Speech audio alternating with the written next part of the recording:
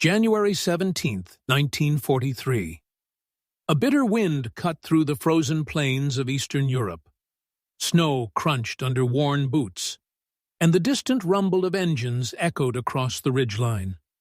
Smoke curled from scorched trees, mixing with the fog of early morning, carrying the sharp tang of gunpowder. At the edge of a shallow valley, a lone anti-tank gun waited, its barrel etched with frost. The gunner, hands numb but steady, scanned the horizon.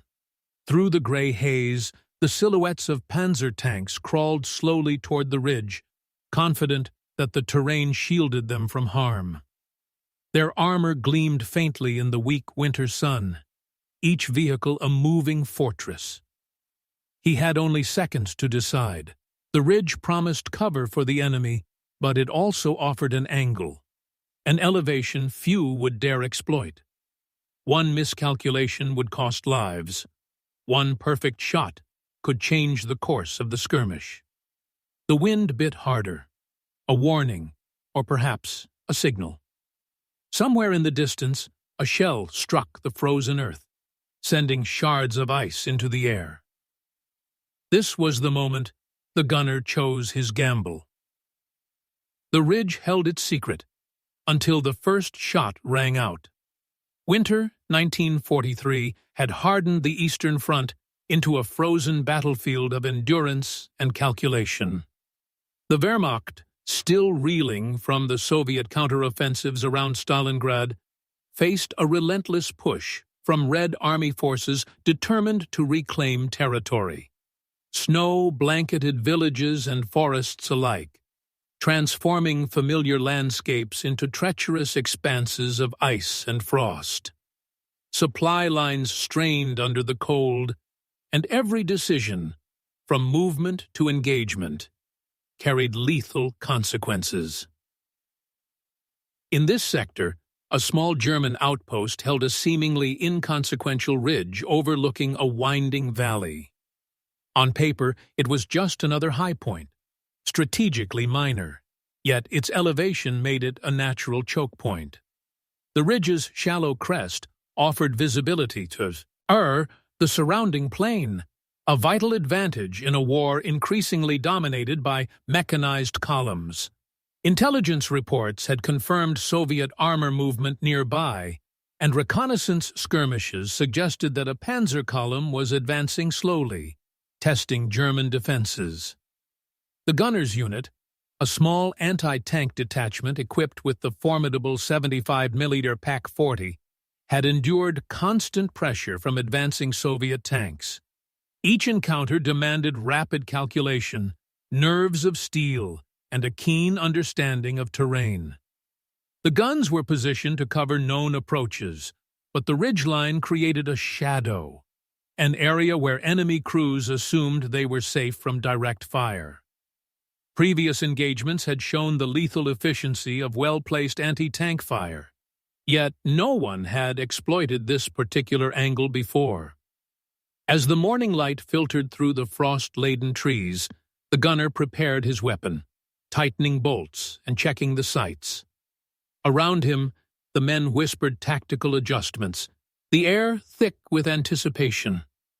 Outside the immediate bubble of their trench, the valley stretched wide, silent, except for the occasional distant rumble of engines. Every sound carried significance. Every shadow could conceal an approaching Panzer. The stage was set. The ridge, the valley, and the frozen earth beneath them all awaited the first strike.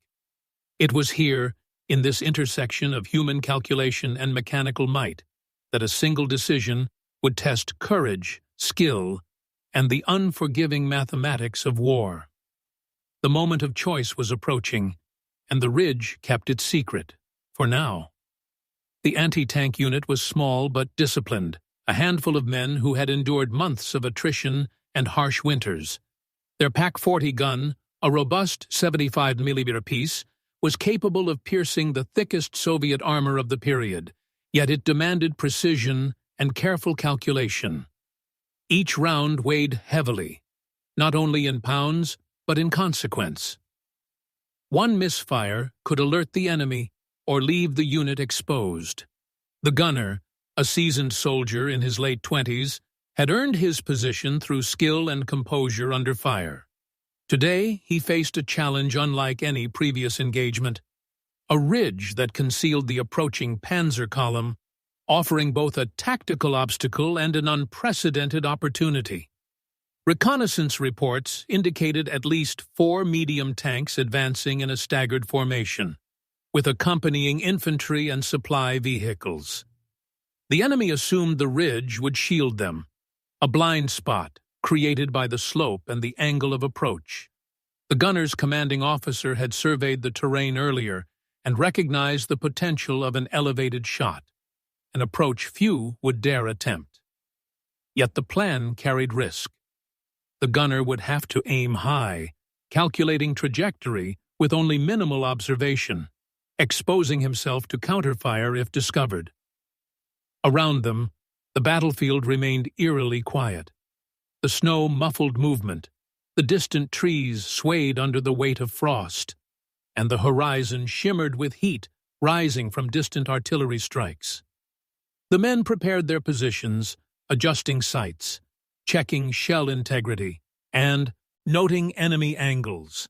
Each adjustment was meticulous. Hesitation could be fatal. Morale was taut, a mix of anxiety and determination, knowing that their actions could tip the balance of the skirmish. The Panzer column moved slowly, armored silhouettes emerging as shadows across the valley floor. The unit waited for the decisive moment, the gunner's mind calculating angles, wind, and distance. This was not just a battle of firepower, but of foresight, courage, and the unforgiving mathematics of war. As engines drew nearer, the ridge held its secret for a final moment. Every soldier knew the coming instant would define the engagement. It was here, poised between uncertainty and opportunity, that the gunner prepared to take the shot that no one expected. From a tactical perspective, the ridge offered both peril and possibility. Most units would engage from the base, exposing themselves to frontal assault. But the gunner recognized a rare advantage: elevation. By firing from the crest, he could achieve a plunging shot, targeting the thinner upper armor of the Panzers. This approach required precise calculation.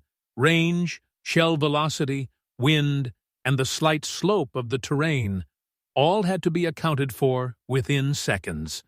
It was a gamble, one that could decimate the enemy or leave the unit vulnerable. Leadership played a quiet but critical role. The commanding officer, aware of the danger, trusted the gunner's expertise. In small units, decisions relied heavily on individual initiative. Orders were brief, yet responsibility immense. A single misjudgment could cost lives and compromise the mission. The tacit understanding between leader and gunner, born from prior engagements, allowed the operation to proceed without hesitation. Command endorsed the gamble, but the execution rested entirely on one soldier's precision and nerve. The human angle amplified the tension. Frost-bitten hands gripped cold metal. Breaths formed clouds in the frigid air.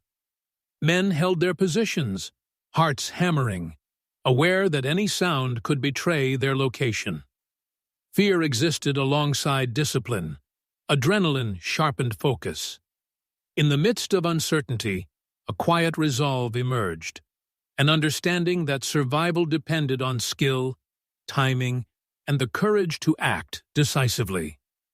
Technological factors dictated opportunity. The Pak-40, though cumbersome, was capable of piercing armor at long range. Its sights allowed for angle correction, but only if the operator remained calm under pressure.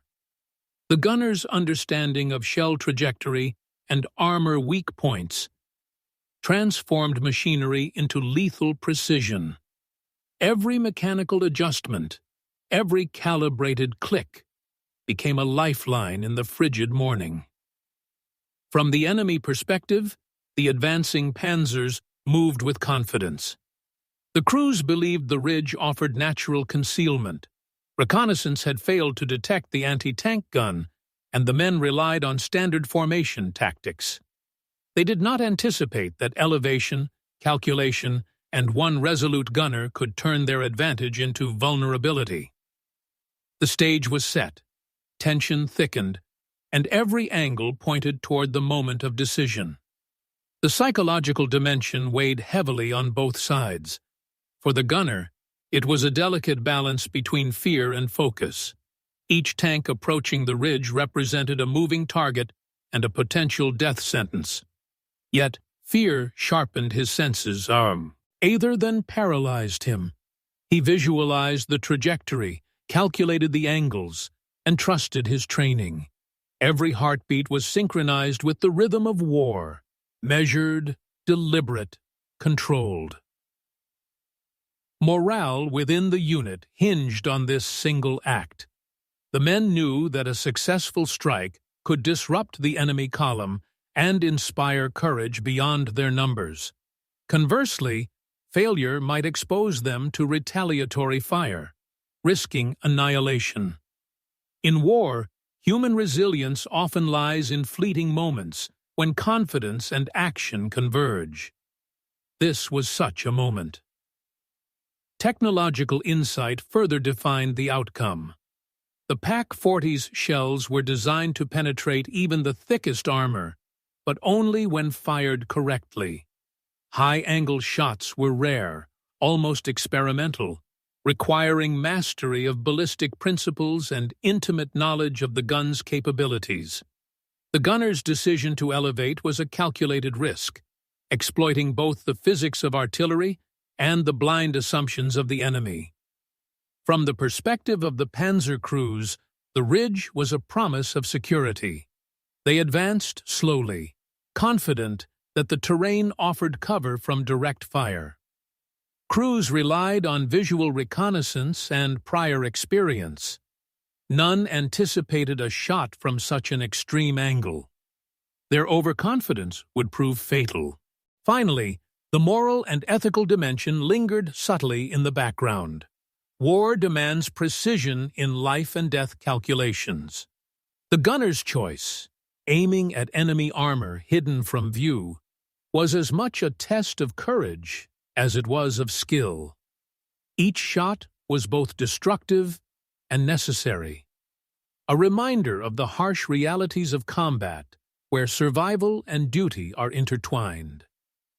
As the tanks drew closer, the calculated gamble crystallized. Elevation, timing, human nerve, and mechanical precision aligned perfectly. Every angle, every perspective, pointed toward the imminent turning point, where decision would meet consequence. The ridge, once passive and silent, became the stage for a single, decisive act that would echo across the battlefield. January 17, 1943, 09:42 hours. The 1st Panzer approached the ridge, its tracks crunching over frozen earth. Visibility remained low, a haze of frost and smoke blurring outlines, yet the gunner's eyes remained fixed. His hands gripped the PaK-40, cold and numb, every nerve taut with anticipation. He adjusted the elevation, a fraction higher than conventional firing doctrine recommended. Calculations ran through his mind: distance, angle, wind, shell weight, all variables that could decide life or death. The gunner exhaled, steadying his breath, and pulled the trigger.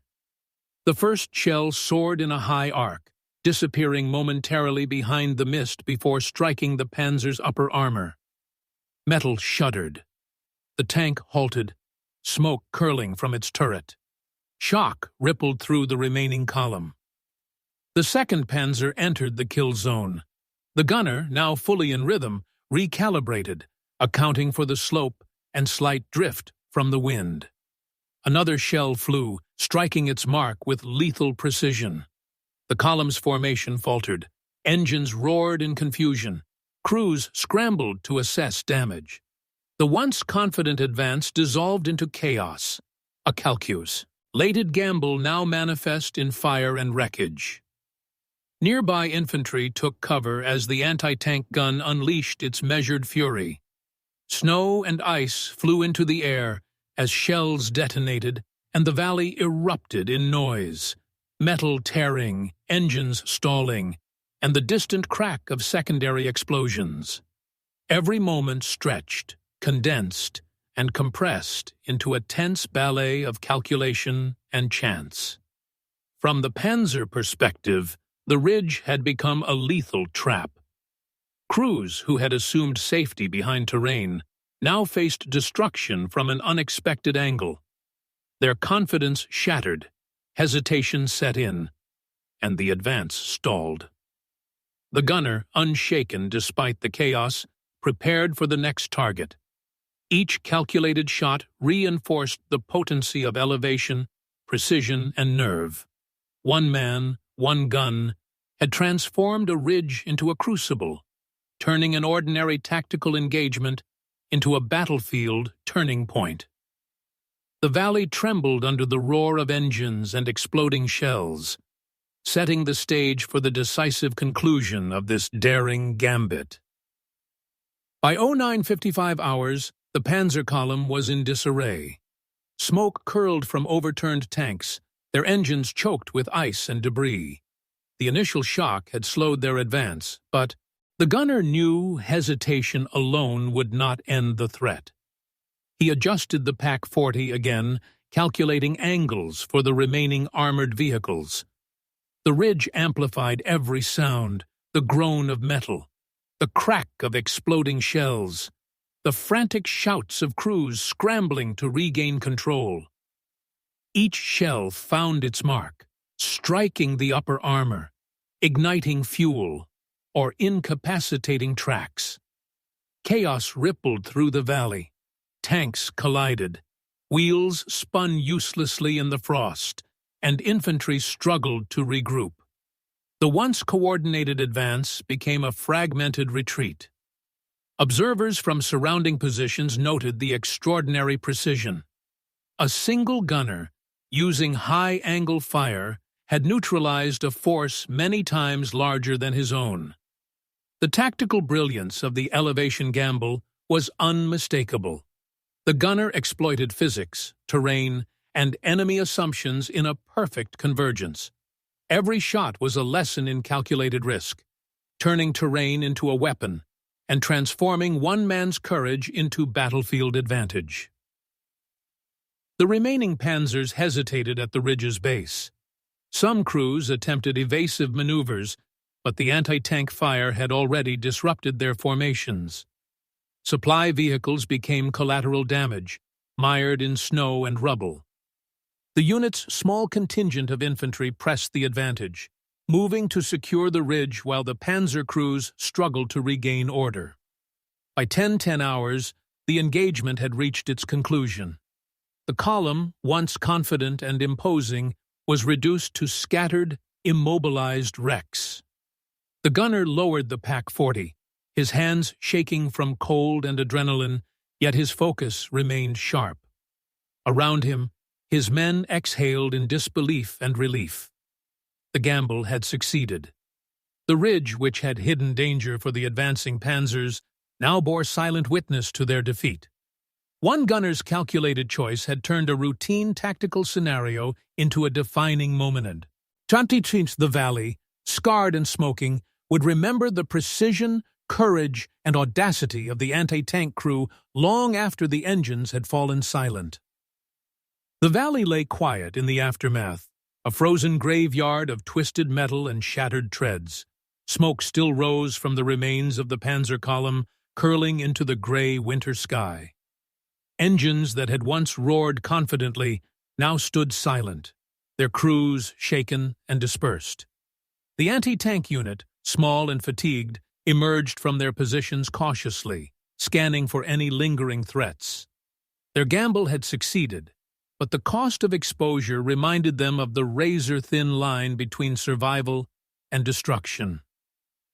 Reports from nearby units soon confirmed the scale of the engagement. 4 medium tanks had been destroyed, several supply vehicles immobilized, and infantry formations thrown into disarray. Casualties were significant for the attacking force, yet remarkably minimal for the defenders, thanks to the precision of the high-angle fire. The gunners' decision to exploit elevation had transformed a precarious defensive action into a strategic triumph. Commanding officers quickly recognized the effectiveness of this unorthodox tactic, documenting the engagement for review and potential replication in similar terrain scenarios. Morale within the unit surged.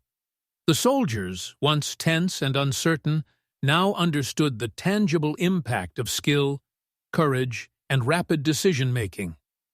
Stories of the elevation gamble began to circulate among nearby positions, a quiet legend that emphasized how one individual's foresight could alter the momentum of battle. For the Panzer crews, the loss was both tactical and psychological. Confidence had been shattered. Their assumed advantage behind the ridge had evaporated. Reorganization would take hours, leaving the broader front exposed and forcing commanders to reconsider both formation and approach in future operations. Strategically, the engagement had wider implications. The valley, though a minor segment of the front, had been transformed into a bottleneck that now served as a model for defensive positioning. Observers noted how terrain, technology, and human nerve had combined to overcome superior numbers, reinforcing lessons that would influence subsequent confrontations across the Eastern Front. The ridge, scarred but intact, silently witnessed the convergence of preparation, audacity, and circumstance. Yet the battle was not fully over. The consequences of this decisive moment would ripple through the days that followed. By midday, command reports arrived detailing the unexpected success of the anti-tank crew. Intelligence officers analyzed the destroyed Panzer column, confirming the effectiveness of high-angle fire from elevated positions. The ridge, once overlooked, had proven a force multiplier. For the first time, a single gunner's precise calculation and courage became a case study in tactical innovation. The Soviet units involved were forced to withdraw and reorganize. Crews recounted confusion and fear, noting that terrain they assumed offered protection had instead become a trap. Several tanks were abandoned, and mechanical failures compounded the disarray caused by the precise shelling. Communications between vehicles broke down under the pressure of chaos, further hindering any coordinated response. The psychological impact on enemy morale was immediate and profound. Hesitation replaced aggression, and caution would now define their operations in this sector. Within the German ranks, the anti-tank crew received commendations and quiet recognition. While no grand ceremonies marked the event, reports circulated that highlighted the gunners' daring choice, demonstrating how terrain, artillery, and rapid thinking could combine to offset numerical inferiority. Commanders noted that elevation-based targeting, though rarely attempted, offered a strategic option that could be replicated elsewhere if carefully calculated. The aftermath extended beyond the battlefield. The local front stabilized temporarily, providing neighboring units with breathing space to regroup. The destroyed Panzer column represented not only material loss, but also a temporary shift in operational momentum. Field reports emphasized that the engagement validated innovative defensive tactics and underscored the value of individual initiative within disciplined units. Despite the tangible results, the ridge itself remained unaltered, silent, frozen, and indifferent to the drama it had hosted. Its slopes bore the scars of fire and steel, a testament to the convergence of technology, human courage, and chance. Soldiers passing through would later recount the event as an extraordinary example of precision under pressure, a story where one man's calculated risk determined the outcome of a larger force. The battle's echoes lingered, shaping both tactics and morale across the sector. The ridge, once a hidden obstacle, had become a symbol of how decisiveness, skill, and audacity could redefine the rules of engagement on the Eastern Front. In war, moments of calculated courage can outweigh sheer numbers. The elevation gamble exemplifies how precision, terrain, and human determination intersect to redefine the battlefield. One gunner, faced with the frozen uncertainty of the ridge and the advancing Panzer column, turned knowledge into action, transforming risk into decisive effect. It was not luck nor reckless bravery. It was the application of skill, observation, and the unflinching resolve that characterizes the soldier's craft. The ridge, indifferent to human struggle, bore witness to the convergence of these forces. What appeared to be a minor tactical feature became the stage for a confrontation that exposed both the limits of enemy assumptions and the potential of individual initiative. The anti-tank gun, a tool of destruction in any hands, achieved its full potency only because of the operator's foresight. Elevation, angle, and timing, elements that might have seemed academic in peacetime, became instruments of survival and strategy. Beyond the battlefield, this moment holds a broader significance. It illustrates that warfare is as much a contest of intellect as of firepower, where innovation can neutralize superior forces and where human decision shapes historical outcomes. The destroyed Panzer column was more than a tactical victory. It was a testament to the enduring principles of observation, preparation, and courage under pressure. As smoke lifted from the valley and silence returned, the ridge remained unchanged yet forever altered in memory. History records the outcome, but the essence of the event lies in the quiet bravery of a single soldier confronting both fear and chance. One gunner's choice, executed with precision and nerve, reminds us that in the vast machinery of war, individual action can still echo across time, leaving lessons in courage, strategy, and the unforgiving calculus of conflict.